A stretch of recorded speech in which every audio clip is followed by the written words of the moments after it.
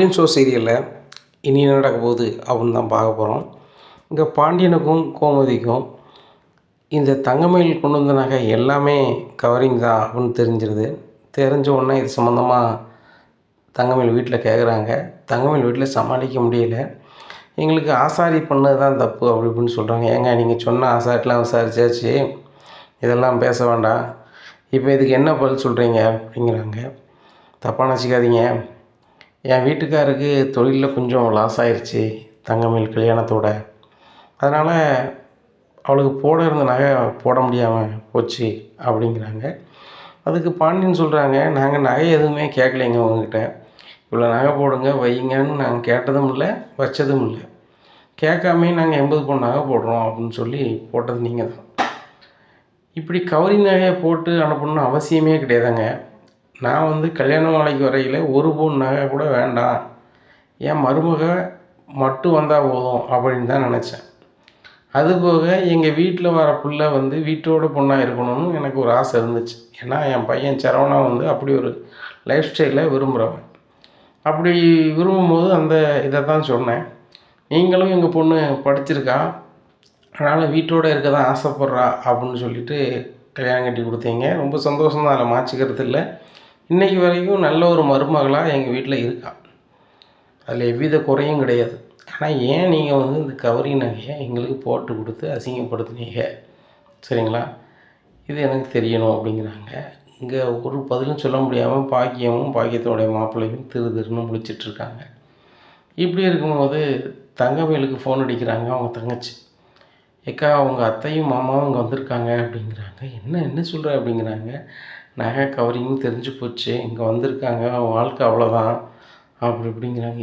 என்னடி சொல்கிற, நானும் வீட்டு விட்டு வெளில வந்துட்டேன்டி அப்படிங்கிறாங்க. இன்னும் வீட்டு விட்டு வெளியே வந்துட்டியா அப்படிங்கிறாங்க. ஆமாம், வீட்டு விட்டு வெளியே வந்துட்டேன், எனக்கு அங்கே இருக்க முடியல, நகை விஷயம் தெரிஞ்ச மாதிரி 99% ஆனோன்னா சரி ரைட்டு, நம்ம சரி வராது, இங்கே இருந்தால் அசிங்கமாயிரும்னு சொல்லிட்டு நான் வந்துட்டேன். இப்போ நம்ம வீட்டுக்கு நான் வரல, இப்போ நான் நம்ம ஒரு பஸ் ஸ்டாண்ட் பக்கத்தில் நிற்கேன் அப்படிங்கிறாங்க. ஏக்கா, நான் பைக்கு தூக்கிட்டு வரட்டா, அப்பா எக்ஸலில் தூக்கிட்டு வரட்டா அப்படிங்கிறாங்க. ஒன்றும் வேண்டாம், நீ இப்போதைக்கு அங்கே என்ன நடக்குன்னு பார்த்து என்கிட்ட சொல்லு அப்படிங்கிறாங்க. சரிக்கா அப்படின்னு சொல்லிட்டு ஃபோனை வச்சிடுறாங்க. உடனே பாண்டியன் சொல்கிறாங்க, நகைக்கு ஆசைப்பட்டு சரவணனுக்கு நாங்கள் பொண்ணை கட்டலை, நகை ஒரு மேட்டரே இல்லை, நீங்கள் என்கிட்ட உண்மையை சொல்லியிருக்கலாமே, இவ்வளோ நகை போடணும் அப்படின்னு சொல்லிட்டு போடுதான்னு போட்டுட்டு நீங்கள் கவரிங்கே பண்ணி கொடுத்துருக்கீங்க. அதுபோக அப்போ கூட சரி இவ்வளோ நகையோ இவங்க யார்கிட்டையோ கொடுத்து செஞ்சுருக்காங்க, ஏமாந்துட்டாங்களோ என்னமோன்னு சொல்லி நீங்கள் சொன்ன ஒரு பட்டறக்காரரை போய் பார்க்கும், பட்டறக்காரர் அப்படி ஒரு நகையை நான் செஞ்சு கொடுக்கல, நானே பயிற்சி சான்றிதழ் வாங்கி இப்போ சமீபத்தில் தான் வைக்கிறேன்னு சொல்கிறாங்க. நீங்களாக பார்த்து ஒரு ஆளை காட்டி கொடுத்துட்டீங்க. இது நல்ல பழக்கம் இல்லை, வாக்கு சுத்தம் வேணும் அப்படின்னு சொல்லிட்டு அந்த கவரிங் நகையை வச்சுட்டு வா கோமதி கிளம்பும் அப்படின்னு சொல்லிட்டு கிளம்புறாங்க. சம்மந்தி அப்படிங்கிறாங்க கோமதி. என்ன அப்படிங்கிறாங்க. என் பொண்ணு விஷயத்தில் என்ன முடிவு எடுத்திருக்கீங்க அப்படிங்கிறாங்க. உங்கள் பொண்ணு எந்த தப்பும் செய்யலை, தப்பு செஞ்சது நீங்கள் தான். நாங்கள் நகை கேட்கல, கல்யாணத்துக்கு போட்ட நகை நீங்கள் போட்டது கவரிங், சரியா, இந்த நகையை பற்றி நாங்கள் ஒரு இதுவுமே இது பண்ணலை, என் சம்மந்தி ஏமாந்துட்டாங்களா அப்படிங்கிற ஆதங்கத்துக்கு தான் அந்த நகையை கொண்டு நாங்கள் ஆசாட்டு செக் பண்ணது போனது வந்தது. ஆனால் எனக்கு நகை இல்லை, பொண்ணை மட்டும் தான் கட்டி கொடுக்கணும்னு சொன்னாலும் தங்கமாக கட்டியிருப்பேன். எனக்கு தேவை ஒரு நல்ல ஒரு மருமக, என் பையனுக்கு ஒரு நல்ல மனைவி, இதுதான் நான் எதிர்பார்த்தது, என் வீட்டம்மாவும் எதிர்பார்த்தது இதுதான். நான் கோமதியை கல்யாணம் முடிக்கும் போது 1 பவுன் நகைக்கு ஆசைப்பட்டு நான் கட்டலை, அவள் பெரிய கோடீஸ்வர வீட்டு பிள்ளை தான். ஆனால் என்னை விரும்புகிறேன்னு சொன்ன ஒருத்த வார்த்தைக்கு நான் கல்யாணத்தை முடித்தேன். இன்றைக்கி வரைக்கும் ஆச்சு, அவள் போட்டிருக்க ஒரு பிசுறு தங்கம் கூட எங்கள் வீட்டிலேருந்து வந்தது கிடையாது, நான் வரதுக்கு அனுமதிச்சதும் கிடையாது. அப்படி தான் ஆள், சரியா. என் மருமக்குமார் இன்னும் 2 மருமக்குமார் இருக்காங்க, அவங்களும் 2 லவ் மேரேஜ் தான். இவ்வளோ நகை கொண்டு வரணும்னு நான் சொன்னதும் கிடையாது, வச்சதும் கிடையாது, அவங்க விரும்பினவங்களும் கட்டிட்டாங்க. என் பையனுக்கு கட்டின பொண்ணு என் மருமக, அது யாராக இருந்தாலும் அப்படிங்கு தான் கரெக்டாக அந்த குடும்பத்தில் வாழ வச்சுட்ருக்கோம். இதான் நடக்கு. சில மேடு பள்ளங்கள் இருக்கலாம், அதை கடந்து என் மருமகளாக அந்த வீட்டில் இருக்காங்க. தங்கமயில் மருமகள் என்ற நிலையில் எந்த நிலையிலும் மாறலை, அதில் நான் அவளை குறவே சொல்ல மாட்டேன். ஆனால் அந்த நகை விஷயத்தில் அவளாவது எங்ககிட்ட உண்மையை சொல்லியிருக்கலாமே. என்ன, ஒரு கவரிங் நகையை கொண்டு லாக்கரில் வைக்கும்போது கூட என்னத்தையாவது இது சொல்லியிருக்கலாம். இல்லை மாமா நான் பண்ணது தப்பு தான், இல்லை எங்கள் வீட்டில் பண்ணிட்டாங்க இப்படி அப்படின்னு சொல்லிட்டு அதை சொல்லியிருக்கலாம்ல. அவ்வளோ உடன் இருந்திருக்கா, அது கொஞ்சம் வருத்தம் இருக்குது எங்களுக்கு. வேற ஒன்றும் இல்லை, நாங்கள் கிளம்புறோம் அப்படிங்கிறாங்க. சம்மந்தி மயில் விஷயத்தில் அப்படிங்கிறாங்க. ஏம்மாங்க பாருங்கள், இந்த நகை விஷயம் எனக்கும் என் வீட்டுக்காரிக்கு தான் தெரியும். என்ன இதை வந்து நாங்கள் வீட்டில் யார்கிட்டையும் சொல்ல போகிறதில்ல, ஏன் குறிப்பாக தங்கமயில்கிட்ட கூட கேட்க போகிறதில்ல. என் மருமகளாக அந்த வீட்டில் அவன் நல்ல பிள்ளையாக இருந்தான்னா அவளுக்கு எத்தனை பொண்ணுன்னு பண்ணி கொடுத்து தயாராக இருக்கும். அரசிக்கு இன்னும் கல்யாணம் ஆகலை. அவளுக்கு கல்யாணத்தை முடிச்சு கொடுக்க காலகட்டத்தில் நகை தட்டுப்பாடு இருக்கக்கூடாதுன்னு சொல்லிட்டு ஒரு 100 பவுன் நகை அவளுக்கு பண்ணி வச்சுருக்கேன். அதில் 50 பவுன் நகையை அவட்ட கொடுத்து கழுத்தில் போட்டுக்காமான்னு சொல்கிறதுக்கு எனக்கு 5 நிமிஷம் ஆகாது. அதுபோக எனக்கு வந்திருக்க மருமகள் எல்லோரும் தங்கமான பிள்ளைகள், நகைக்கு ஆசைப்படுத்த பிள்ளைகளும் கிடையாது. என்ன இதை வந்து நீங்கள் என்கிட்ட சொல்லியிருக்கலாங்கிறது மனவேதனை தான். சம்மந்தினா இப்படி இருக்கணும் அப்படின்னு நான் மனசுக்கு நினச்சேன். நீங்கள் என்கிட்டயே போய் சொல்லிட்டீங்க. எனக்கு பிடிக்காத ஒன்று அதுதான். அதை என்னால் ஜீரணிச்சிக்க முடியல. நான் கிளம்புறேன் அப்படின்னு சொல்லிட்டு வண்டி எடுக்க போகிறாங்க. சம்மந்தி ப்ளீஸ் சம்மந்தி, நாங்கள் தான் சம்மந்தி பண்ணிட்டோம், ஆனால் தங்கமயிலுக்கு இந்த நகை வந்து கவரிங் அப்படி இப்படின்னு எதுவுமே தெரியாது அப்படிங்கிறாங்க. உடனே கோமதி சொல்கிறாங்க, அது எப்படிங்க தெரியாமல் இருக்கும், ஒரே வீட்டிலேருந்து எப்படி தெரியாமல் இருக்கும் அப்படிங்கிறாங்க. இல்லை, இந்த நகையை வந்து நான் வந்து லாக்கரில் வச்சுருக்கேன், பேங்க் லாக்கரில் வச்சுருக்கேன்னே அவர்கிட்ட சொன்னேன். கல்யாணத்துக்கு முன்னுக்கூட்டி நான் செஞ்சு லாக்கரில் வச்சுருக்கோமா, வீட்டில் பாதுகாப்பு இல்லைன்னு சொல்லிட்டு கல்யாணத்தோடு தான் வாங்கி கொண்டு கொடுத்தேன். அதனால் தங்கமயிலுக்கு ஒரு ஃபிட்டு கூட தெரியாது அப்படிங்கிறாங்க. என்னமோ சொல்கிறீங்க, ஆனால் இனிமையாவது பொய் சொல்லாமல் இருங்க. என் வீட்டுக்கார் வந்து இவ்வளோத்துக்குள்ளே சாதமாக எடுத்துக்கிடுவாரான்னு நினச்சி கூட பார்க்கல. ஏன்னா எங்கள் வீட்டில் ஏகப்பட்ட பிரச்சனை போயிட்டுருக்கு. எனக்கும் எங்கள் அண்ணன் குடும்பத்துக்கும் ஆக மாட்டேங்குது. இந்த விஷயம் தெரிஞ்சிச்சுன்னா ஏற்கனவே என்ன அசிங்கப்படுத்துவாங்க. அது ரொம்ப இதாக இருக்கும். நம்மளை ஊர் பூரா எங்களே ஏமாற்றினா அப்படின்னு சொல்லிக்கிட்டு இருப்பார் எங்கள் அண்ணன். என்னைய கல்யாணம் முடிச்சதுலேருந்து ஏமாற்றிட்டான், என்கிட்ட வேலை பார்த்தவன்னு சொல்லிக்கிட்டு இருப்பார். இந்த சூழ்நிலை இவனை ஏமாற்றுறதுக்கு ஆள் இருக்கா அப்படின்னு சொல்லி பேசிடுவாங்க. அதனால் இந்த விஷயம் காதும் வச்சது மாதிரி இருக்கட்டும். நான் உங்கள்கிட்ட கேட்டதோ வச்சதோ எதுவும் தெரிய வேண்டாம்.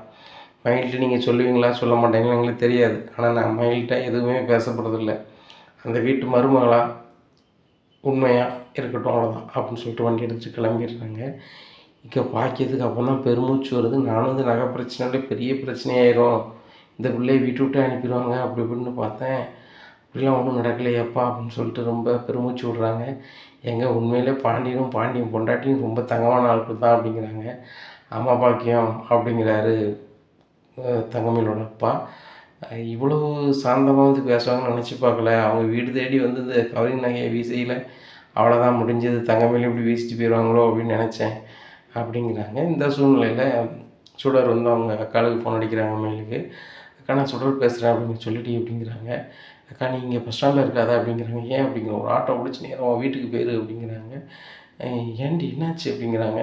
நகை விஷயத்தை வச்சு மாமா ஒன்றுமே பிரச்சனை பண்ண மாட்டேன், ஆனால் என்கிட்ட உண்மையை சொல்லியிருக்கலாம்னு சொல்லிட்டு சாதுவாக சொல்லிட்டு போயிட்டாரு. என் மருமக தங்கமாக நடந்துக்கிறா, அதனால் வந்து அவளுக்கு நகை வேணும்னா நான் அரிசி நகையை பாதி நகையை 50 பொண்ணை கூட கொடுக்க தயாராக இருக்கும் அப்படி இப்படின்னு சொல்லிட்டு போயிட்டார். நீ தாங்க தப்பான முடிவெடுத்து அங்கேருந்து வந்துட்டேன், நைஸாக அவன் வீட்டுக்கு போயிரு அப்படிங்கிறாங்க. சரி ரைட்டு அப்படின்னு சொல்லிட்டு இவங்க ஒரு ஆட்டோ பிடிச்சி கிளம்பி போகிறாங்க. இங்கே பாண்டியனும் கோமதியும் வீட்டுக்கு வந்துடுறாங்க. தங்கமயிலை தேடி பார்க்குறாங்க, தங்கமயிலை காங்கலை. எங்கள் தங்கமயில் வீட்டில் இல்லை அப்படிங்கிறாங்க. என்ன வீட்டில் இல்லையா அப்படின்னு சொல்லிட்டு, இந்த பிள்ளை அங்கே போயிட்டா அப்படின்னு சொல்லிட்டு ஃபோன் அடிச்சு கேளு அப்படின்னு சொல்லிட்டு ஃபோன் அடிக்க சொல்கிறாங்க. எனக்கு அவங்களுக்கு ஃபோன் அடிக்க பிடிக்கல அப்படிங்கிறாங்க. பாரு கோமதி, இந்த மாதிரி நேரத்தில் அந்த பிள்ளை எங்கே போயிருக்கு எது போயிருக்கு நமக்கு தெரியணும். நம்மளுக்கு இந்த விஷயம் தெரிஞ்சுட்டு, நம்மளுக்கு தெரிஞ்ச விஷயம் அவங்க வீட்டுக்கு மட்டும்தான் தெரியும், சரவணனுக்கோ யாருக்கோ தெரியாது. ஃபோன் அடிச்சு உடனே கேளு அப்படிங்கிறாங்க. இந்த மாதிரி நான் கோமதி பேசுகிறேன், தங்கமயிலுக்கு வந்தாளா அப்படின்னு கேட்குறாங்க. தங்கமயில் அம்மாட்ட பாக்கியத்திட்ட. பாக்கி ஃபோன் எடுத்து இல்லை சம்மந்தி வரல அப்படிங்கிறாங்க. வரலையா, பிள்ளைங்க காணலை அப்படிங்க. என்ன சம்மந்தி சொல்கிறீங்க, எங்கே போனால் எது போனான்னு சொல்லிட்டு இது பண்ணுறாங்க. சரி சம்மந்தி என்னென்னு நான் பார்க்குறேன் சம்மந்தி, தேடி பார்க்குறேன் அப்படிங்கிறாங்க. சரி நாங்களும் தேடுறோம் அப்படிங்கிறாங்க. இங்கே உடனே பாண்டியன்ட்ட சொல்கிறாங்க கோமதி, எங்கள் பிள்ளைங்க போலையும் அப்படிங்கிறாங்க. என்னம்மா சொல்கிற, கவரிங் நகை மாற்றினது உங்கள் அம்மாவும் அப்பாவும் இந்த பிள்ளைக்கு ஒன்றும் தெரியாது, ஒருவேளை அவங்க ஃபோன் பண்ணி சொன்னோன்னே இது எந்த முடிவு எடுத்துக்கிட்டே என்னமோ தெரியலையே. கோமதி பின் வாசலில் போகிற கிணத்தாங்கலாம் பார்ப்போம் அப்படின்னு சொல்லிட்டு அங்கங்கே பைக் எடுத்து அலைகிறாங்க. இவங்களுக்கு அதுக்கு மேலே இது பண்ண முடியல. ஒரு இடத்துல நின்றுட்டு ரொம்ப ஃபீல் பண்ணிகிட்டு இருக்காங்க. அப்போ தங்கமயில் கரெக்டாக ஆட்டோவில் வந்து வீட்டுக்கு வந்துடுறாங்க. வந்தோடனே சரவணனுக்கு ஃபோன் அடிக்கிறாங்க. சரவணா உன் பொண்டாட்டியே காங்கலை அப்படிங்கிறாங்க. என்னம்மா சொல்கிறேன், என்னாச்சு அப்படிங்கிறாங்க. இல்லைடா உன்கிட்ட இதை சொல்லக்கூடாதுன்னு நினச்சோம், வேறு வழி இல்லை தான் உன்கிட்ட சொல்ல வேண்டிய சூழ்நிலை வந்துட்டு அப்படிங்கிறாங்க கோமதி. என்னம்மா மறைக்காமல் சொல்லுமா அப்படிங்கிறாங்க. ஒன்றும் இல்லைடா, தங்கமயில் நகை வந்து லாக்கரில் இருந்துச்சுல அப்படிங்கிறாங்கம்மா. அதை எடுத்து கொண்டு வந்தோம் ராஜி நகையை கொடுக்கும்போது, அதை பார்க்கும்போது ரொம்ப கருப்பாக இருந்துச்சு. அதை செக் பண்ணி பார்க்கும்போது கவரிங்ன்னு சொன்னாங்க. அப்போ தங்கமயில் அப்பா அம்மாட்ட கேட்கும்போது எங்கள் ஆசாரி தாங்க செஞ்சு தந்தார் அப்படின்னு ஒரு ஆள் மேலே சொன்னாங்க. அவங்ககிட்டயும் போய் கேட்கும்போது நான் அப்படி செஞ்சே கொடுக்கலன்ட்டாரு. கடைசியில் பார்த்தா அது கவரிங் நகை நாங்கள் தான் போட்டோம் அப்படின்னு சொல்லி அவங்க ஒத்துக்கிட்டாங்க அப்படிங்கிறாங்க. இதை கேட்ட சரவணன் ரொம்பவே ஷாக் ஆகிறாங்க. சரிம்மா அதுக்கப்புறம் என்னாச்சு அப்படிங்கிறாங்க. அப்புறம் சரி ரைட் நாங்கள் நகைக்காக பொண்ணை கட்டலை, பொண்ணு வேணும்னு சொல்லி தான் கட்டினோம். மற்றபடி இது உங்களுக்கு மேட்ரு இல்லை, இந்த கவரிங் நகை வச்சுக்கோங்கன்னு சொல்லிட்டு கொடுத்தோன்ட்டேன்டா. வீட்டிலேருந்து பார்க்குறோம் தங்கமேல் இல்லை, எல்லா பக்கமும் தேடி பார்த்தோம் அப்படிங்கிறாங்க. ஏம்மா என்னம்மா சொல்கிறேன், எனக்கு வேறு பயமாக இருக்குமா, அவன் மேலே இந்த தப்பு இருக்க வாய்ப்பு இல்லைம்மா அப்படிங்கிறாங்க. எனக்கு தெரியுதுடா, எங்கள் அப்பாவுக்கும் உங்கள் அப்பாவுக்கும் தெரியுது. அம்மா இந்த விஷயத்தை அப்பா எப்படி எடுத்துக்கிறாங்க அப்படிங்கிறாங்க. உங்கள் அப்பா நகைக்கு பணத்துக்கு ஆசைப்படுறாடா அப்படின்னா, என் வீட்டில் எனக்கு கோடிக்கணக்கான சொத்து உண்டு, அதில் கோர்ட்டில் கேஸை போடு எத்தனை கோடி ரூபா நம்மளுக்கும் வந்துடும்னு சொல்லக்கூடிய மனுஷனாக இருந்திருப்பார்ல, அவர் அதெல்லாம் சொல்ல மாட்டாருடா. அடுத்த ஒரு சொத்துக்கு ஆசைப்படுத்த மனுஷனே கிடையாது. அவர் இப்போ ரொம்ப ஃபீல் பண்ணி மருமகளை காணலேன்னு தேடிட்டுருக்காரு. வேறு வழியே இல்லாமல் உனக்கு ஃபோன் பண்ணி பேச சொன்னாங்க அப்படிங்கிறாங்க. சரி ரைட்மா நான் மயிலுக்கு ஃபோன் பண்ணி பார்க்குறேன் அப்படிங்கிறாங்க. டேய் நானும் ஃபோன் பண்ணி பார்க்குறேன்டா, சுவிட்ச் ஆஃப்னு வருது அப்படிங்கிறாங்க. அம்மா எனக்கும் பயமாக இருக்குமா, நான் உடனே வரேம்மா, இப்போ நான் ஃபோன் பண்ணி பார்க்குறேன் அப்படின்னு சொல்லிட்டு ஃபோன் பண்ணி பார்க்குறாங்க. மயில் ஃபோனை எடுக்கலை, சுவிட்ச் ஆஃப்னு வருது. உடனே சரவணா அடித்து பரண்டு நேராக வீட்டுக்கு வராரு. வீட்டுக்கு வந்து பார்க்குறாங்க தங்கமயில் ஃபேனை போட்டு தூங்கிட்டு இருக்காங்க. இதை பார்த்தோன்னா அப்போ தான் பெருமூச்சு வருது. என் மயில் என்ன செஞ்சிட்ருக்க அப்படிங்கிறாங்க. என்னங்க தூங்கிட்டுருக்கேன் அப்படிங்கிறாங்க. தூங்கிட்டுருக்கியா அப்படின்னு சொல்லிட்டு நேராக கோமதிக்கு ஃபோன் அடிக்கேன். ஏம்மா அவள் தங்கமயில் வீட்டில் இருக்காமல் நல்லா தூங்கிட்டுருக்கா அப்படிங்கிறாங்க. நேராக வீட்டுக்கு வந்துடுறாங்க இவங்க. டேய் இவன் பொண்டாட்டி எங்கடா போனான்னு கேளு அப்படிங்கிறாங்க. மயில் எங்கே போனா அப்படின்னா ஒரு பக்கம் போலையே அப்படிங்கிறாங்க. ஒரு பக்கம் போலையா அப்படிங்கிறாங்க. நான் ரூம்லேருந்து பார்த்தோன்னே இல்லையே அப்படிங்கிறாங்க. இல்லை சார் எனக்கு கட்டிலே படுத்துக்கிட்டு இருக்கிறது உடம்பு வலி கேட்ட மாதிரி தெரியல, அதான் கட்டில் கீழே பாயை விரிச்சு கொஞ்சம் உடல் வலி கேட்குறது மாதிரி படுத்து கிடந்தேன் அப்படிங்கிறாங்க. இதை கேட்ட கோமதி ஓ அப்போ நான் தான் பார்க்கலையா அப்படின்னு சொல்லிட்டு எங்க சாரிங்க அப்படிங்கிறாங்க. என்ன கோமதி நீ ஊர் உலகம் பூரா தேர வச்சுட்டேன், சரி ஒன்றா வேலை விடு, அந்த பிள்ளை நல்லா பார்த்துக்கோ, நான் தெரியாத மாதிரி காட்டிக்கோ. டே சரவணா இந்த கவரிங் விஷயம் வந்து அவளுக்கு தெரிய வேண்டாம், நம்ம 3 பேர் தெரிஞ்சது மட்டும் இருக்கட்டும் அப்படிங்கும்போது ராஜிக்கு இது கேட்டுறது என்னது தங்கமயில் அக்கா போட்டிருந்தது கவரிங் நகையா அப்படின்னு சொல்லிட்டு உடனே மீனா கிட்ட போகிறாங்க. அக்கா அப்படிங்கிறாங்க. என்ன அப்படிங்கிறாங்க. இப்போ தான் வந்தீங்களா அப்படிங்கிறாங்க. ஆமாம் அப்படிங்கிறாங்க. வீட்டில் நடக்கிற கதை அவங்களுக்கு தெரியுமா அப்படிங்கிற. என்ன அப்படிங்கிறாங்க. தங்கமயில் அக்கா வந்து கல்யாணத்தோடு போட்டு வந்த நகை வந்து தங்க நகை இல்லையா, கவரிங்கா அப்படிங்கிறாங்க. என்னது கவரிங்கை போட்டு வந்தாளா, அதுவும் 80 பவுனா அப்படிங்கிறாங்க. ஆமாம் அப்படிங்கிறாங்க. இது தெரிஞ்சிச்சா வீட்டுக்கு அப்படிங்கிறாங்க. மாமாவுக்கு அத்தைக்கெலாம் தெரிஞ்சுட்டு, சரவண மாமாவுக்கும் தெரிஞ்சுட்டு, ஆனால் அவங்க 3 பேரும் பேசிகிட்டு இருக்காங்க, வேறு யாருக்கும் தெரியக்கூடாதுன்னு சொல்லிட்டு நான் கிராஸ் பண்ணி போகும்போது எனக்கு கேட்டுருச்சு, ஆனால் நான் கேட்டது அவங்களுக்கு தெரியாது அப்படிங்கிறாங்க. சரி ராஜி தயவுசெய்து இந்த விஷயத்தை வெளியே சொல்லிடாத, நம்ம வீட்டுடைய மானமே கப்பல் ஏறிடும்.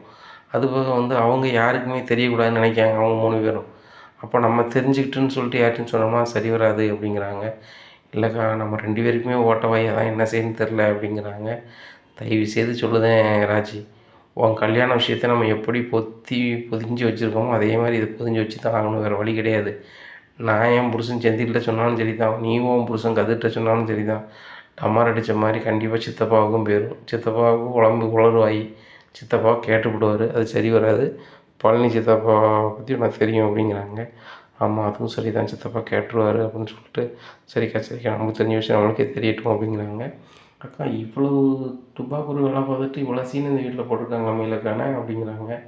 அவள் வந்த நாளே தெரியும் இயல்பாகவே இல்லை, அதிகபட்சமாக எல்லாத்தையும் ஓடி வேலை செய்யும்போது ஒருத்தருக்காச்சும் இன்ச்சு அடிக்கும்போது என்னால் புரிஞ்சுக்க முடிஞ்சு ஏதோ ஒன்று மறைக்கிறதுக்கு ஏதோ ஒரு மைனஸை மறைக்கிறதுக்கு செய்கிறாங்கன்னு எனக்கு நல்லாவே புரிஞ்சிச்சு.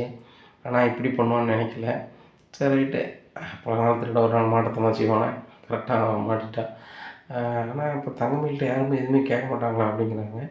மாமாவும் அத்தையும் சரவண மாமாவும் தங்கமயில்கிட்ட இந்த விஷயத்த கேட்க வேண்டாம், நம்மளுக்கு தெரிஞ்சது தெரியாத மாதிரி காட்டிப்போம், நகைக்காக இந்த பிள்ளையை கட்டலை, அப்போ நகை நம்மளுக்கு பெரிய விஷயம் இல்லை, என்ன அவங்க நம்மகிட்ட சொல்லலை, என்ன மட்டும்தான் அவங்களுக்கு வருத்தம் இருக்குது அப்படிங்கிறாங்க. ஓ இப்படி இருக்கோ, சரி மாமா உண்மையிலே கிரேட்டு தானே அப்படிங்கிறாங்க. ஏங்க்கா அப்படிங்கிறாங்க. இல்லை மாமா பயங்கரமாக கோவப்படுவார், சின்ன விஷயத்துக்கு கூட 100 ரூபாய்க்கு கூட பயங்கரமாக கோவப்படுவார், 100 ரூபா செலவு பண்ணிட்டியா அப்படின்னு சொல்லிட்டு. ஆனால் இப்போது பொண்ணாக வந்து கவரிங்க அப்படின்னு தெரிஞ்சுக்கிட்டும் கூட சரி ரைட்டு நம்ம தான் நான் கேட்கல, நம்ம பையனுக்கு பொண்ணு தானே வேணும்னு தானே கேட்டோம் அப்படிங்கிற மாதிரி நினைக்கிறேன். அவங்க கிரேட்டு தானே அப்படிங்கிறாங்க. ஆமாக்கா இந்த காலத்தில் நகை பணத்துக்கெலாம் ஆசைப்படாத ஆள் யார் இருப்பா அப்படிங்கிறாங்க. அது உண்மை தான், மாமா வந்து ஆசைப்படாது உண்மை தான். அப்படி ஆசைப்பட்டுருந்தாங்கன்னா தான் கோமதி அத்தையை வச்சு கோர்ட்டில் கேஸை போட்டு உங்கள் வீட்டில் உள்ள சொத்தை ஒரு பங்கை வாங்கியிருப்பாங்களே அப்படிங்கிறாங்க. ஆமாக்கா இவ்வளோ நாளாச்சு கோமதி அத்தை ஒரு பிசுரை கூட கேட்டதில்லை அப்படிங்கிறாங்க. உண்மையிலேயே 2 பேரையும் நினைக்கும் போது ரொம்ப மரியாதை வருது. அவங்க விஷயம் தெரிஞ்சும் கூட இவங்க வந்து சிலம்பாமல் அமைதி காக்காங்களா, இது பெரிய விஷயம் தானே. இதே இது மற்ற வீட்டில் நடந்துருந்துச்சு அப்படின்னு சொன்னால் அந்த பிள்ளை நீ இங்கே இருந்து என் வீட்டில் இருந்தது போதும், ஒரு நிமிஷம் இந்த வீட்டை கூடாது, வீட்டை விட்டு வெளியே போ அப்படின்னு சொல்லியிருப்பாங்களா அப்படிங்க. கண்டிப்பாக சொல்லியிருப்பாங்க. அப்படி தான் வந்திருக்கும். ஆனால் வந்து இதாக எடுத்துக்கிட்டாங்க.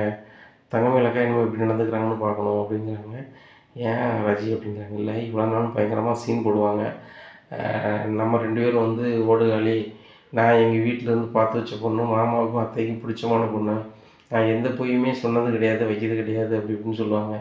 இந்த நகை விஷயம் அவங்களுக்கு தெரியாமையாக்கா இருக்கும் அப்படிங்கிறாங்க.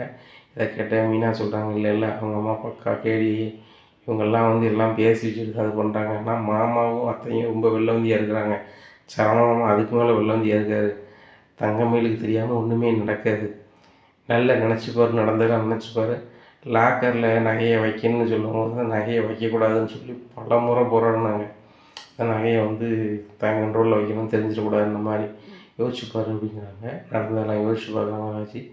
எனக்கு அப்படிலாம் ஒன்றும் தெரிலக்கா அப்படிங்கிறாங்க. உனக்கு இப்போலாம் இவங்க மைண்டு அவ்வளோதான், என் மைண்டுக்கு தெரியுது. தங்கமயிலுக்கு தெரியாமல் ஒன்றுமே நடக்காது. அதுதான் கரெக்டாக அரசி சொன்னால நகையை அண்ணி வந்து அந்த காசி மாலையாண்ட தரதுக்கு ரொம்ப யோசித்தாங்க. ஏன் யோசிச்சாங்கன்னு தெரியல. போட்டுட்டு கொடுக்க போகிறேன், ஏன் நகை மாடல் கேட்டால் போடுங்க அண்ணின்னு நான் கொடுக்க போகிறேன், எத்தனை நாள் ஆகும் அப்படின்னு அவளே சொல்கிறா. சின்ன பிள்ளைக்கு தெரியுது, உனக்கு தெரிய மாட்டேங்குது அப்படிங்கிறாங்க. அப்படியாக்கா எனக்கு அதெல்லாம் கண்டுபிடிக்க தெரில, நான் தங்கமயிலக்கா கரெக்டாக இருப்பாங்கன்னு நினச்சேன், ஆனால் இப்படி சொதப்பாங்கன்னு தெரியாது அப்படிங்கிறாங்க. சரி சரி விடு, அவங்களே பேசிட்டு போகிறாங்க, நம்மளும் தெரியாத மாதிரியே காட்டிப்போம் அப்படிங்கிறாங்க. சரிக்கா அப்படிங்கிறாங்க. இப்படியா இருக்குது. இந்த சூழ்நிலையில் சரவணனுக்கு ரொம்ப மன அழுத்தமாக இருக்குது. இந்த நகை விஷயத்து தங்கமயிலுக்கு தெரியுமா தெரியாதா, கேட்போமா வேண்டாமா, இல்லை அப்பா அம்மா சொல்கிற மாதிரி கேட்காம வந்துடுவோமா அப்படின்னு நினச்சிட்ருக்காங்க. உடனே மயில் ஒன்றும் தெரியாத மாதிரி, மாமா நீங்கள் இப்போ வந்தீங்க அப்படின்னு சொல்லி சரவணன்ட்டு கேட்குறாங்க. இப்போ தான் உங்கள்கிட்ட பேசிட்டு வந்தேன் அப்படிங்கிறாங்க. இல்லை மாமா லேட்டாக தானே வருவீங்க, இப்போ வந்துட்டீங்க, மாமா உங்களுக்கு காஃபியா டீயா அத்தை அப்படிங்கிறாங்க. ஒன்றும் வேண்டாமா அப்படிங்கிறாங்க. இல்லை மாமா நான் போட்டு வரேன் அப்படின்னு சொல்லி காஃபி போட்டு கொண்டு கொடுக்காங்க. உடனே காஃபி குடிச்சிட்டே பாண்டியன் கோமதி சொல்கிறாங்க, கோமதி உண்மையிலே இந்த பிள்ளைக்கு ஒன்றும் தெரியாதுன்னு நினைக்கிறேன், ஏன்னா இன்னசென்ட் பிள்ளையாக தான் இருக்குது, நம்ம தான் அந்த பானை இஷ்டம் போல், சரி விடு நீ எதையும் கேட்டுறத போதில் அப்படிங்கிறாங்க. நான் ஒன்றும் கேட்கலங்க அப்படிங்கிறாங்க. சரி கோமதி நான் கடைக்கு போய்ட்டு வரேன் அப்படின்னு சொல்லிட்டு கடைக்கு போயிடுறாங்க. அங்கே போனோன்னா ரொம்ப சோகமாக இருக்காங்க. சோகமாக இருக்கிறத பார்த்து குமரேசன் கேட்குறாங்க, என்ன பாண்டியா ஒரு மாதிரி இருக்குது அப்படிங்கிறாங்க. ஒன்றும் இல்லை மாமா அப்படிங்கிறாங்க. இல்லை பாண்டியா அப்படிங்கிறாரு குமரேசன், நீ வந்து எப்போ எப்படி இருப்போன்னு எனக்கு தெரியும், ஏதோ ஒரு வருத்தம் வந்திருக்கு உனக்கு மனசுக்குள்ளே அப்படின்னு. ஒன்றும் அப்படிலாம் ஒன்றும் ஆமாம் அப்படிங்கிறாங்கப்பா. எதுவும் வேறு எதுவும் பிரச்சனையாப்பா, ஏற்று வீட்டில் அவங்க எதுவும் பேசினாங்களாப்பா அப்படின்ட்டு செந்தில் ரொம்ப வேகமாக கேட்காரு. ஒன்றுமே பிரச்சனை இல்லைப்பா, அவங்க எதுவும் பேசலை, எனக்கு கொஞ்சம் ஒரு மாதிரி இருந்துச்சு அதான் அப்படிங்கிறாங்க. இப்போ எதுவும் செய்தாப்பா, ஹாஸ்பிட்டல் போய்ட்டு வந்துடுமா அப்படிங்கிறாங்க. மச்சான் வேறு எதுவும் செய்தா அப்படிங்கிறாரு பழனி. ஒன்றும் செய்யலப்பா, அந்த டெலிவரி கொடுத்துடலாம் அந்த கல்யாண வீட்டுக்கு அப்படிங்கிறாங்க. கொடுக்குற மச்சானுக்கு தான் கொடுக்கணும் அப்படிங்கிறே, முடிஞ்சா கல்யாணம் அவங்க சமையல் வேலையில் நைட்டே ஆரம்பிச்சிடுவாங்க, மளிகை பொருள் அவங்களுக்கு கொடுத்துருங்க போய்ட்டு வாங்க அப்படிங்கிறாங்க. இல்லை மச்சான் லோட் ஆட்டா வாரம்னு சொல்லிட்டு இருக்கேன்னு வரல அப்படிங்கிறாங்க. அப்படி வாரம்னு இருந்துகிட்டு இருப்பீங்களா, ஒருத்தன் போய் ஆட்டோவை கூப்பிட்டு வா போ அப்படிங்கிறாங்க. உடனே செஞ்சு நேராக பைக்கில் போய் கூப்பிட்டு வர்றாரு. பாண்டியன்னு சேர்த்து பொருள்லாம் எடுத்து வச்சுருக்கோம். மச்சான் நீங்கள் இருங்க நாங்கள் எடுத்து வச்சுருக்கோம் அப்படிங்கிற. இல்லை கல்யாண வீட்டுக்கு உள்ள வேலை நேராக கூடாது அப்படின்னு சொல்லிட்டு எடுத்து வைக்கிறாரு. எடுத்து வச்சு நேராக பொருளை பூரா இறக்குறாங்க. இறக்கிட்டீங்களா அப்படிங்க, இறக்கிட்டாங்க அப்படிங்கிறாங்கட்டு ஃபோன் அடிக்கிறாங்க. சரி ரைட்டு பைசா அப்படி வாங்கிட்டு வந்துடுங்க அப்படிங்கிறாங்க. பைசா கேட்குறாங்க. பாண்டியன் அக்கௌண்ட்டில் போட்டுறேன் அப்படிங்கிறாங்க. மச்சான் உங்கள் அக்கௌண்ட்டில் போட்டுருவாங்களா அப்படிங்கிறாங்க. மாப்பிள்ளை அது சரி வராது, அக்கௌண்ட் நம்பர் வந்து சரியாக செயல்படலைன்னு சொல்லிட்டு நீ இருந்து அக்கௌண்ட்டில் வாங்கி அதை ஏறிட்டான்னு பார்த்து செக் பண்ணிட்டு வந்துடு அப்படிங்கிறாங்க. சரி மச்சான் அப்படிங்கிறாங்க. பழனி வந்து செந்தில்கிட்ட சொல்லுவார், உங்கள் அப்பா கடுமையான வரும், அவர் அக்கௌண்ட்டில் போட்டு ஏறிச்சு ஏறலன்னு சொல்லி பிரச்சனை வந்துட ஆண்டி, நீ பக்கத்தில் இருந்து இதை வாங்கிட்டு வந்தே அவங்காரு அப்படிங்கிறாங்க. ஆமாம் நம்ம ஒரு பொருளை வந்து மொத்த வியாபாரிட்டு வாங்கும்போது பணம் இல்லாட்டி நம்மளுக்கு தருவாரா, ஆனால் பார்ட்டிக்காரங்க வந்து இப்போ தரேன் பரவாயில்ல சொல்லிட்டு சொல்லுவாங்க, தரவே மாட்டுறாங்க. அப்போ நம்ம தொழில் பண்ணுறது எப்படி மாமா, அதனால தான் அப்பா இருந்து வேண்டிட்டு சொல்கிறாரு. மற்றவங்க நல்ல பழக்கமானவங்க கரெக்டாக கொடுக்குறவங்களாம் வந்துடுங்க அவங்க போட்டுருவாங்கன்னு சொல்கிறாருல, ஏன்னா அது ஒரு சில இடத்துல அப்படி தான் மாமா இருக்குது அப்படிங்கிறாங்க. ஓ மளிகை கடை தான் இப்படி லாபம் நட்டாக இருக்க தான் செய்யுமாப்புல அப்படிங்கிறாரு. ஆமாம் எல்லா விஷயமும் ஒன்றும் தெரியல மாமா, ஏன் தெரியாத மாதிரி கேட்க அப்படிங்கிறாங்க. எல்லாம் தெரியுமாப்ல, உனக்கு சீனியர் தானே அப்படிங்கிறாங்க. பேசாமல் நீ ஒரு மளிகை கடை வச்சுட வேண்டியதுமாம்மா அப்படிங்கிறாங்க. மளிகை கடை வச்சிடலாம்டா, அதுக்கு முதலீடு வேணும்ல, உங்கள் அப்பாக்கிட்ட நான் சம்பளம் இல்லாமல் வேலைக்காரனாக உட்காந்துருக்கேன் அப்படிங்கிறாங்க. ஆமாம் எனக்கு மட்டும் என்ன சம்பளமாக தராரு அப்படிங்கிறாங்க. டேய் உனக்கு கல்யாணம் ஆகிட்டு உன் பொண்டாட்டி கவர்மெண்ட் வேலை பார்க்கலாம், நாளைக்கு நீ நினச்சாலும் உன் பொண்டாட்டி லோனை போட்டு தருவா, நீ எத்தனை லட்ச நாளும் கடலில் என்ன பிஸ்னஸ்னாலும் பண்ண முடியும், என்னால் அப்படி முடியாதுல்லடா அப்படிங்கிறாங்க. ஆமாம் உனக்கு ஒரு கவர்மெண்ட் வேலை பார்க்குற பொண்ணை பார்த்துக்குவோம் அப்படிங்கிறாங்க.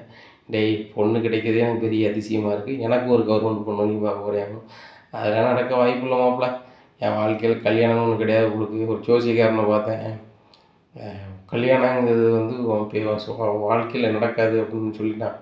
அதை நினைக்கும் போது ரொம்ப வேதனையாகிட்டு அப்படியே விட்டாச்சு, அதை பற்றி சிந்திக்கிறது கிடையாது அப்படிங்கிறாங்க. ஏன் அப்படி சொல்லிகிட்டு இருக்கேன், எங்கள் அப்பா உனக்கு ஒரு பொண்ணு பார்க்கணுன்னு பேசிகிட்டு இருந்தார் ரெக்கமெண்டேஷன் அதான்ட்ட அப்படிங்கிறாங்க. நடிக்காதடா அப்படிங்கிற. உண்மையில தான் அம்மா உனக்கு ஒரு சூப்பர் பொண்ணு பார்க்க சொல்லியிருக்காங்க அப்படிங்கிறாங்க போது பேசிகிட்டு இருக்காங்க, சிரிச்சிட்டு இருக்காரு. உங்கள் கதிர் அந்த வழியாக சைக்கிள் வந்துடுறாரு. என்ன பயங்கரமாக சிரிச்சிட்ருக்கு அப்படிங்கிறாங்க. ஒன்றும் இல்லை, மாமாவுக்கு சீக்கிரம் ஒரு பொண்ணு பார்த்து கட்டி வைக்கணும், அதான் பேசிகிட்டு இருக்கேன் அப்படிங்கிறாங்க. ஆமாண்ணே நானும் அதான் நினைக்கிறேன், நம்மளாம் அவருக்கு இளையாள், நம்மளாம் கல்யாணம் முடிச்சிட்டோம், அவரையும் ஒரு சம்சாரி ஆக்கணும்ல அப்படிங்கிறாங்க. டேய் அப்படின்னு என்னதா அப்படிங்கிறாங்க. சம்சாரம்னா குடும்பஸ்தான் அப்படிங்கிறாங்க. ஓ அப்படி வரையா, ஆமாம் நானும் ஒரு குடும்பஸ்தான் ஆகணும்டா, ஆனால் நடக்குமான்னு தெரியல, ஜோசியக்காரன் வேற ஒரு குண்டை போடுறான், உனக்கு கல்யாணமே ஆகாது வைக்காதுன்னு சொல்லிட்டு அப்படிங்கிறாங்க. ஆமாம் ஜோசியக்காரனுக்கு அவன் ஜோசியம் தெரிஞ்சு அவன் என் ஜோசியம் பார்க்க போகிறான், சும்மா என்னத்தையே அடிச்சு விட்றது தான் அப்படிங்க அப்படிங்கிறாங்க. இல்லை இல்லை சிலவங்க கரெக்டாக ஜோசியம் பார்ப்பாங்க அப்படிங்கிறாங்க. ஆமாம் நம்ம எதுக்கு ஜோசியம் பார்க்கலாம், குறைச்சி விடுவாங்க. சிலவங்க கரெக்டாக கணிப்பாங்க, சிலவங்க சரியாக கணிக்க மாட்டாங்க. கடவுள் நடத்துகிறது யாரும் கணிக்க முடியலாமா, குத்து மதிப்பாக சொல்கிறது தான். சரி மாமா உனக்கு ஒரு பொண்ணை பார்த்துருவோம், நானும் உனக்கு இது பண்ண அங்கங்கே போகிறேன், எங்கெங்கே கல்யாணம் முடிக்க பக்குவத்தில் பொண்ணு இருக்குது நான் பார்த்து வரேன் மாமா அப்படிங்கிறாங்க. டேய் எங்கேயாவது போய் ஏன் வாங்கி கட்டிக்கிட்டா இடம் அப்படிங்கிறாங்க. நான் ஏன் வாங்கி கட்ட போகிறேன், பொண்ணு மாப்பிள்ளை தங்கமான மாப்பிள்ளை இருக்கார், அழகான பொண்ணு வேணும்னு சொல்லிட்டு கேட்க போகிறேன் அப்படிங்கிறாங்க. மாப்பிள்ளை அப்படி சூப்பர் பொண்ணு கிடைச்சா சொல்லு, உங்கள் அப்பாட்ட நாசுக்காக தான் நீ பேசிடுவிடா, நீ பேசுடா, பேசி எனக்கு ஒரு பொண்ணு பார்க்க சொல்கிறா அப்படிங்கிறாங்க. இன்றைக்கி நைட்டு அதுக்குள்ளே வேலையை ஆரம்பிக்கேன் அப்படிங்கிறாங்க. சரி மாப்பிள்ள வேறு எதுவும் வேலையை பார்த்து விட்றாத, நாசுக்கா பொண்ணு அப்படிங்கிறாங்க. சரி அப்படின்ட்டு இருக்கும்போது பாண்டியன் ஃபோன் அடிச்சிடுறாங்க. டேய் உங்கள் அப்பாவுக்கு 100 ஐஸ்டா அப்படின்னு சொல்லி மச்சான் அப்படிங்கிறாங்க. டேய் பணம் வாங்கிட்டீங்களா வாங்கலையா அப்படிங்கிறாங்க. மச்சான் இன்னும் ஒரு 10 நிமிஷம் ஆகுமா அப்படிங்கிறாங்க. சரி வாங்கிட்டு இருந்துச்சாரு அப்படின்னு சொல்லிட்டு ஃபோன் வச்சுருக்காங்க. சரி மாமா நான் போய்ட்டு வரேன் அப்படின்னு சொல்லிட்டு அவர் போயிடுறாரு. இங்கே எல்லோரும் கடையை அடைச்சி வீட்டுக்கு போகிறாங்க. பாண்டியன் அப்பவும் ஒரு மாதிரி தான் இருக்கார். எங்க சாப்பிடுங்க அப்படிங்கிறாங்க. பாண்டியன் சாப்பிட்றதுக்கே மனசு இல்லை. சமந்தார் இப்படி நம்மளை ஏமாற்றிட்டாங்களா அப்படின்னு சொல்லிட்டு மனசுக்குள்ளே ஒரு ஓடிக்கிட்டே இருக்குது. இங்கே ராஜிக்கும் மீனாவுக்கும் மாமா எதுக்கு வருத்தப்பட்டாங்கன்னு தெரியுது. தங்கமயில் முகம் ஒரு மாதிரி இருக்குது. அப்போ அரசி கேட்குறாங்க, அண்ணி ஏன் ஒரு மாதிரி இருக்கீங்க, அப்பா நீங்கள் எதுக்கு ஒரு மாதிரி இருக்கீங்க, அம்மா நீங்கள் எதுக்கு ஒரு மாதிரி இருக்கீங்க அப்படிங்கிறாங்க. ஒன்றும் இல்லை அப்படின்னு இல்லை, சரவணன் நீங்கள் எல்லாருமே ஒரு 4 பேர் ஒரு மாதிரி இருக்கீங்க அப்படிங்கிறாங்க. உடனே அண்ணி அப்படி தானே இருக்காங்க அப்படின்னு சொல்லிட்டு மீனாட்ட கேட்குறாங்க. அப்படி ஒன்றும் தெரியலையே அரசி அப்படின்ட்டு சமாளிக்கிறாங்க. ராஜி நீங்கள் சொல்லுங்கள் அப்படிங்கிறாங்க. எப்பவும் போல தான் இருக்காங்க அப்படிங்கிறாங்க. கேட்கும்போது உடனே பாண்டியன் சொல்கிறாங்கப்பா அரசி சாப்பிடுப்பா அப்படிங்கிறாங்க. உடனே கதிர் சொல்கிறாரு, எப்போ அவங்கள்ட்ட கொஞ்சம் பேசணும் அப்படிங்கிறாங்க. என்ன அப்படிங்கிறாங்க. நான் பேசுறது தப்பாக நினைக்க வேண்டாம் அப்படிங்கிறாங்க. ஆகா இவன் என்னத்தை பேச போகிறான்னு தெரியல, ஒருவேளை இது தெரிஞ்சிட்டான்னு தெரியல அப்படின்னு சொல்லிட்டு என்னப்பா அப்படிங்கிறாங்க. ஒன்றும் இல்லைப்பா, மாமா நம்ம வீட்டிலே தான் இருக்காங்க அப்படிங்கிறாங்க. ஆமாம் வீட்டிலே தான் இருக்காங்க. டேய் நான் கடைக்கும் போகிறேன்டா அப்படிங்கிறேன். மாமா கொஞ்சம் இரு அப்படிங்கிறாங்க. சொல்லு அப்படிங்கிறாங்க. மாமா அந்த வீட்டிலே இருக்காங்க, நம்ம தானப்பா ஒரு பொண்ணை பார்த்து கட்டி வைக்கணும் அப்படிங்கிறாங்க. பெரிய மனுஷன் நீ எந்த அளவுக்கு பேச அளவுக்கு ஆகிட்டா அப்படிங்கிறாங்க. எப்பா நாங்கள் அவங்களுக்குலாம் சின்ன பையங்க, கல்யாணம் முடிச்சிட்டோம், இந்த வீட்டில் அவர் கல்யாணம் முடிக்காமல் இருக்கார், நாளைக்கு அவருக்கு ஒரு பொண்ணுக்குன்னு பார்த்து வச்சு தானப்பா சரியாக இருக்கும் அப்படிங்கிறாங்க. உடனே கோமதி சொல்கிறாங்க, தம்பி இப்போ அந்த மாதிரி பேச வேண்டாம், பிறகு பேசிக்கலாம் அப்படிங்கிறாங்க. எப்போ பேசுகிறது, இப்போ தானே பேச முடியும், மற்ற நேரத்தில் ஒவ்வொருத்தரும் ஒவ்வொரு பக்கம் போயிடுறோம், நைட்டு சாப்பிடும் போது தான் ஒன்றா உட்காந்து சாப்பிட்றோம், அப்போ தான் நான் சொல்ல வேண்டியது சொல்ல முடியும். மாமாவுக்கு சீக்கிரம் ஒரு பொண்ணை பார்த்து கட்டி வைங்க, இல்லை நான் ஒரு பொண்ணு பார்த்து துப்பு கொண்டு வரேன், நீங்கள் பேசி அதை ஒழுங்கு பண்ணிவிடலான்னு சொல்லுங்கள் அப்படிங்கிறாங்க. உடனே பாண்டியன் சொல்கிறாங்க, பொண்ணுங்கிற பொண்ணு பார்க்குற விஷயம் வந்து மிகப்பெரிய விஷயம், அதை பெரியவங்க பேசினா தான் சரியாக வரும், பொண்ணு துப்பு இருந்தால் வந்து என்கிட்ட சொல்லு, அவனுக்கு பொண்ணு கட்டி வைக்க தயாராக தான் இருக்கேன், ஆனால் அவங்க அண்ணன் மாதிரி என்ன செய்வாங்க எதை செய்வாங்கன்னு நான் யோசனை பண்ணி தான் லேட்டானது, அது அவனுக்கு புரிஞ்சிருக்கணும், அக்காளுக்கு கண்டிப்பாக புரியும், அதனால தான் கோமதி வரைக்கும் இதை கேட்கல, நான் கல்யாணம் முடிச்சு வச்சா அந்த பொண்ணை கட்டுவானான்னு சொல்லி பழனிட்ட கேட்டிருக்கேன் அப்படிங்கிறாங்க. மச்சான் இங்கே யாரை சொல்லியில் கல்யாணம் முடிச்சிடும் மச்சான் அப்படிங்கிறாங்க. நான் பொண்ணு பார்த்து வச்ச பின்னாடி எங்கள் அண்ணன் மாதிரி பேச்சு தான் கேட்பேன், இந்த பொண்ணு வேண்டாம் அப்படி இப்படின்னா அந்த பொண்ணோட வாழ்க்கை ரொம்ப போயிடும், அதுவும் நம்ம வீட்டில் ஒரு பிள்ளை மாதிரி தான் என்ன, அதனால் நான் ஒரு பொண்ணை பார்த்து வச்சோம்னா நீ சரிங்கணும் அதை கட்டணும் அப்படிங்கிறாங்க. மச்சான் எனக்கு பிடிக்கணும் மச்சான் அப்படிங்கிறாங்க. டேய் உனக்கு பிடிச்சிச்சின்னா சரின்னு சொல்லு, அப்படி சரின்னு சொன்ன பிறகு மாறக்கூடாது, என்ன பொண்ணு பிள்ளை வாழ்க்கை என்ன ஊர் உலகத்துக்கு மத்தியில் அதை அசிங்கப்பட்டு போயிடக்கூடாடா, பொண்ணுன்னா கட்டிடணும் அப்படிங்கிறாங்க. சரி மச்சான் அப்படிங்கிறாங்க. மாமா கலக்குமாமா சீக்கிரம் கல்யாணம் பண்ணிக்க போகிறா அப்படிங்கிறாரு செந்தில். உடனே பழனிக்கு பயங்கர சந்தோஷம். பாருக்கா மாமாவுக்கு சித்தப்பாவுக்கு கல்யாணம்னு சொன்னோன்னே சித்தப்பாவுக்கு சந்தோஷத்தை பாரு அப்படிங்கிறாங்க. சந்தோஷம் இருக்காதப்பா, நானும் கல்யாணம் முடிக்கணும்னு நினச்சிக்கிட்டு இருக்கேன், அது கனவு வாழ்க்கை. இப்போ கதிர் பாரு அதை எளிமையாக்கி விட்டான், டபார் நான் எப்பாட்ட பேசிட்டான் அப்படிங்கிறாங்க. பாண்டியன் சொல்கிறாரு, எனக்கு இந்த சிந்தனை ஓடிக்கிட்டே தான் இருந்துச்சு. நீ விளையாட்டு பிள்ளையாக இருக்க, உனக்கு ஒரு தனியாக ஒரு தொழில் பண்ணி தரணும், அதுபோக உனக்கு ஒரு கல்யாணத்தை முடிச்சு வைக்கணும், பக்குவம் வேணும். இப்போ கதிர் எடுத்துக்கிட்டால் என்கிட்ட கோவக்காரனாக பேசுகிறான் வைக்கான், அவன் பொண்டாட்டிக்கு ஒன்றுன்னா அவன் என்ன செய்கிறான், ஆளாக அவன் சப்போர்ட் பண்ணுறான். அது போக என் பொண்டாட்டிக்கு செலவு பண்ணதுக்கு நான் உழைச்சி கொடுப்பேன், யாரும் கொடுக்க வேண்டாம்னு தன்னம்பிக்கையாக போகிறான். இதே மாதிரி நாளைக்கு நான் உனக்கு தொழிலே வச்சு கொடுத்தாலும் உன் பொண்டாட்டியை விட்டு கொடுக்காத அளவுக்கு நீ இருக்கணும். என்ன நிலை வந்தாலும் உன் பொண்டாட்டி சார்பில் நீ என்ன செய்யணும், அவள் சூழ்நிலையிலேருந்து நீ யோசிக்கணும். அப்படி யோசிச்சா மட்டும்தான் அந்த பொன் பிள்ளை சந்தோஷமாக வாழும் வார வீட்டில். என்ன நான் நீ ஒரு பையனாக தான் நினைக்கிறேன், உனக்கு கல்யாணம் முடிக்கும் போது கண்டிப்பாக ரூம் கட்டணும் மாடியில், அப்படி கட்டி தான் கல்யாணம் முடிச்சு வைக்கணும் அப்படிங்கிறாங்க. மச்சான் அப்போ அதுக்கு 1 வருஷம் 2 வருஷம் ஆயிரணும் மச்சான் அப்படிங்கிறாங்க. ஏன் 8 வருஷம் 3 வருஷம் ஆகுது, ரொம்ப கட்ட சொன்னோம்னா 10 நாளில் கட்ட போகிறாங்க, ஒரு 15 நாளில் கல்யாணத்தை வச்சு முடிச்சுட்டு போக வேண்டியதானே அப்படிங்கிறாங்க. சரி மச்சான் அப்படிங்கிறாங்க. ஆமாம் சீக்கிரம் அப்பா பொண்ணு பார்த்து கிட்டிச்சிடாங்க கொல்லப்படாத அப்படின்னு சொல்லிட்டு கதில் எழுந்துச்சி விட்றாரு. உடனே ஏங்க இவ்வளோ நாள் நான் அவங்கள்ட்ட எப்படி சொல்ல எது சொல்லணும்னு சில நேரம் முடங்கிட்டு இருந்தேன், ஆனால் கதிர் உடனே சொல்லிட்டானே அப்படிங்கிறாங்க. சொன்னால் தான் எனக்கு தெரியும், ஆனால் மனசுக்குள்ளே நினச்சிட்டு தான் இருந்தேன், நீ கேட்கல, சரி ரைட்டு நம்மளை புரிஞ்சுக்கிறா அப்படின்னு நினச்சேன். ஆனால் உன் மனசுக்குள்ளும் ஓடி இருக்குது, உன் தம்பியில் காலகாலத்தில் கல்யாணம் முடிச்சு வைக்கணும் அப்படி இப்படின்னு உனக்கும் சிந்தனை இருக்க தானே செய்யும். ஏன்னா சரி அது தப்பாக சொல்லிட முடியாது, எனக்கு ஒரு பொண்ணை பார்த்து கட்டி வச்சிரும் அப்படி இப்படின்ட்டு இருக்காங்க. உடனே தங்கமேல் சொல்கிறாங்க, அவ்வளோ செலவு நம்ம தான் பண்ணணுமாம்மா அப்படின்ட்டு ஒரு பேச்சை போடுறாங்க. ஆமாம்மா நம்மளை தான் பண்ணணும் அப்படிங்கிறாங்க.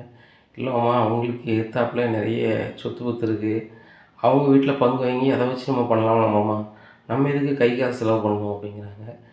ஏம்மா அவன் எதுவுமே வேண்டாம்னு சொல்லி தான் நம்ம வீட்டில் இருக்கான், அப்படி இருக்க பையனுக்கு நம்ம தானம்மா செய்யணும் அப்படிங்கிறாங்க. ஒன்றும் இல்லைம்மா நம்ம வீட்டிலேருந்து காசு வீணாக தானே போகும், கடை வச்சு கொடுக்கணுங்க, கடை வச்சு கொடுத்தா 10 லட்ச ரூபா ஆகும், கல்யாணம் முடிக்கணும்னா குறைஞ்சபட்சம் 5 லட்ச ரூபா ஆகும், 15 லட்ச ரூபா நம்ம செலவு பண்ணணுமா சித்தப்பாவுக்கு அப்படிங்கிறாங்க. நீனே சொல்கிற சித்தப்பாவுக்கு அப்படின்னு சொல்லிட்டு, சித்தப்பாவுக்கு நம்ம உதவி பண்ணாமல் யார் பண்ணுவா, நம்மளே வேணும் தானே இருக்காப்புல, சரியா ஏன் மச்சினா நான் பண்ணுவேன் மயில், நீ அதை யாரும் ஒன்றும் சொல்லாதீங்க, அவனுக்கு 15 லட்சம் இல்லை 80 லட்சம் வரைக்கும் நான் பண்ணலாம், அவ்வளோ உழைச்சி தந்துருக்கேன் எனக்கு. ஆரம்ப காலகட்டத்தில் நான் கடை நடத்தும்போது எனக்கு ஹெல்ப்ஃபுல்லாக அவன் படிப்பு விட்டுட்டு மச்சான் கஷ்டப்படுதாருன்னு என் கூட நின்ற பையன், அந்த பையனை நான் சும்மா விட்டுற முடியாது அப்படின்ட்டு எழுந்திரிச்சு போகிறாரு. உடனே அப்படி பழனி அழுதுறாரு. ஏன் சித்தப்பா அழுகிறீங்க அப்படின்னு ராஜி கேட்குறாங்க. இல்லை தங்கமேல் பிள்ளை கேட்கும்போது கொஞ்சம் மனசு கஷ்டமாக தான் இருந்துச்சு, ஆனால் மச்சான் என்னவா நினைக்காரு, என்னவா என் மனசில் வச்சுருக்காரு, எவ்வளோ என் பாசம் வச்சுருக்காரு அப்படின்னு சொல்லி தங்கமேல் பிள்ளை கேட்கும் போது தான் எனக்கு தெரிஞ்சு. தங்கமேல் ரொம்ப நன்றிம்மா, நீ கேட்டதுக்கு ரொம்ப நன்றி, பணம் காசெல்லாம் வேண்டாம், எங்கள் மச்சான் வேணும், எங்கள் அக்கா வேணும், எங்கள் அக்கா மக்கா தான் வேணும்னு இந்த வீட்டில் இருக்கேன். ராஜிக்கு நல்லாவே தெரியும், அந்த வீட்டில் எத்தனை வாட்டி நீ கூப்பிட்டு பேசியிருப்பாங்க, நாங்கள் கல்யாணத்தை முடிச்சு வைக்கோம், நாங்கள் பிஸ்னஸ் பண்ணி தரோம், நீ இங்கே இருடா, அந்த வீட்டில் போய் எடுபடியாக இருக்காத அப்படின்னு சொன்னாங்க. எனக்கு லட்சாதிபதியாகவோ கோடீஸ்வரனாக இருக்குன்னு ஆசை இல்லை, எங்கள் மச்சானுக்கு எடுபடியாக இருந்தால் எனக்கு சந்தோஷம்தான், அப்படி தான் நினச்சிட்டு இருந்தேன். ஆனால் எங்கள் மச்சான் மனசுக்குள்ளே இவ்வளோ ஆசை இருக்குது, இவ்வளவு இதுக்குள்ளே மச்சினனுக்கு செய்யணும்னு என்ன இருக்குதுன்னு சத்தியமாக இந்த நிமிஷம் தான் தெரிஞ்சிருக்கு. அதுக்கு தங்கமேலுக்கு ஒரு நன்றி, என் மாப்பிள்ளை கதிருக்கு நன்றி அப்படின்னு சொல்லிட்டு கைகள் தெரிஞ்சு போகிறாருமா, எது நினைக்காத மாமா அப்படின்னு சொல்லிட்டு செஞ்சு நான் நினைக்க போகிறேன் அப்படிங்கிறாங்கல்ல. அண்ணி பேசுனது அப்படிங்கிறாங்க. டேய் இவங்க அண்ணி பேசுனதுனால தான்டா மச்சான் என்ன சொன்னார்னு பார்த்தல அப்படிங்கிறாங்க. மாமா நீ என்ன சொன்னாலும் கோவப்பட மாட்டேன் அப்படிங்கிறாங்க. எங்கள் அக்கா எங்கள் மச்சானோ, எங்கள் மச்சான் பிள்ளைகளோ, எங்கள் மச்சான் பிள்ளைகள் கட்டின பிள்ளைகளோ எதுவும் பேசுனா நான் அப்புறம் கோவப்படுவேன், நீங்கள் என் பிள்ளைகள்டா, நான் முறைக்கு வேணா அவங்களுக்கு மாமனாக இருக்கேன், அவங்களுக்கு கூட பிறந்த அண்ணன் மாதிரி தானே இந்த இடத்துல. அப்படி இருக்கும்போது நீனும் உன் பொண்டாட்டியோ உன் தம்பி பொண்டாட்டியோ உங்கள் அண்ணன் பொண்டாட்டியோ பேசுகிறேன், நான் ஏன்டா வருத்தப்பட போகிறேன், வருத்தப்பட மாட்டேன், என்னம்மா அப்படி பேசுகிறே அப்படின்னு சொல்லிட்டு தான் கடந்து போவேன். நான் அவளுக்கு சித்தப்பேன்டா, என் மகன் சின்ன பிள்ளை தப்பு செஞ்சுட்டான்னு என்ன சொல்லுவேன், சத்தம் போட்டு தானே விட்டு போவேன். ராஜின்னு ஏதாவது பேசிட்டான்னு சொல்லுவேன், எங்கள் அண்ணன் பிள்ளைன்ட்டு தானே கடந்து போவேன், அதை மாதிரி தான் அப்படிங்கிறாங்க. உடனே ராஜி சித்தப்பா சாரி சித்தப்பா, தங்கமேலக்கா அப்படி பேசியிருக்கக்கூடாது அப்படிங்கிறாங்க, மீனாவும் பேசியிருக்கக்கூடாது அப்படிங்கிறாங்க.